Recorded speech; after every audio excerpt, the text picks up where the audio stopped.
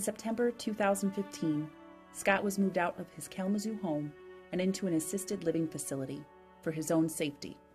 Because he could only stay in one room of the home. And his health began to deteriorate. And to get a stretcher down our hallway, we cannot do it.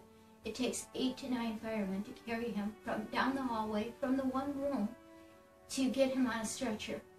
And the hallway, we cannot even get down. It's a fire trap. It's too dangerous for him.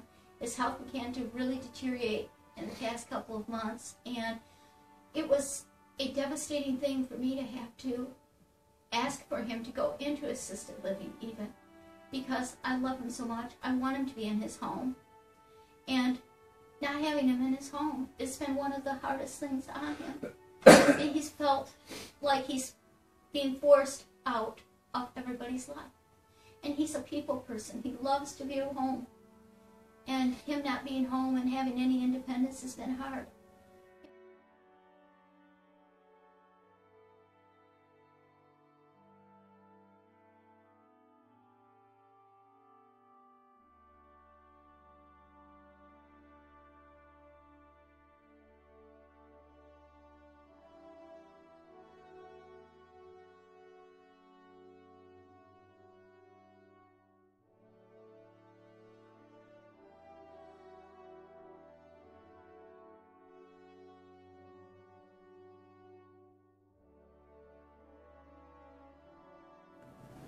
We've been working with the Randolphs for about a year right now, and initially for the grant amount, but when we really look at it, it really didn't meet their needs and future-proofed the home, and it didn't take care of her taking care of him. She's going to hurt herself trying to lift him around, and so a ceiling lift from the bed to the bathroom is a critical element of this design. So we couldn't do it in the existing space, so we had to do an addition. And so in the addition, we've got a master's bedroom and another bathroom to accommodate his needs and for her to not have to lift him up. So, you know, with Scott being blind and not being ambulatory, it really made it a difficult solution. But when you look at taking care of his needs completely, even answering the door would be a difficult thing. So the technology is in there so that anywhere in the house, he can hear the person at the door have a conversation with him.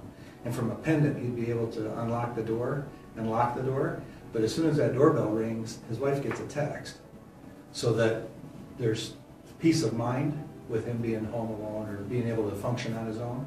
So that's the reason for the overall design of this project. And that's why it's over the grant amount. And so that's why it's important for what we're doing for the Randolphs.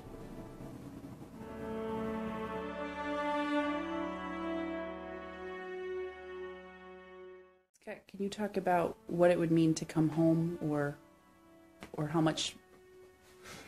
Be the world. I'd be able to make phone calls, people stop by easier, go places with people, and just be around facilities that it's my home. Thank you. It's my home. This is the only home he's really known in Kalamazoo. It's been this home.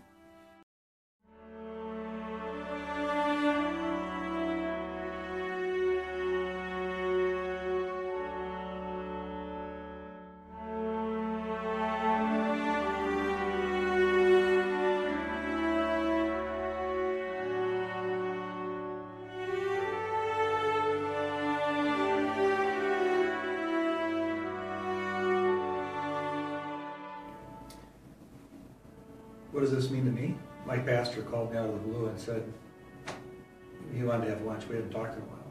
He asked me during lunch, he goes, "What's going on at work?" And I said, "I'm really struggling because I'm working with the VA. I've had 2 veterans die this year before we even touched the house. So I've done all the design work, I've done all this, we've got the grants approved, and they both passed away.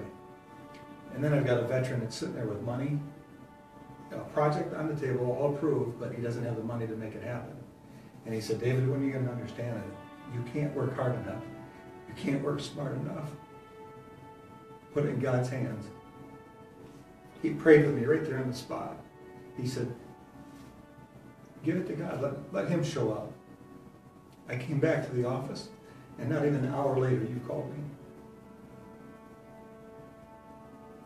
That's how much this means to me.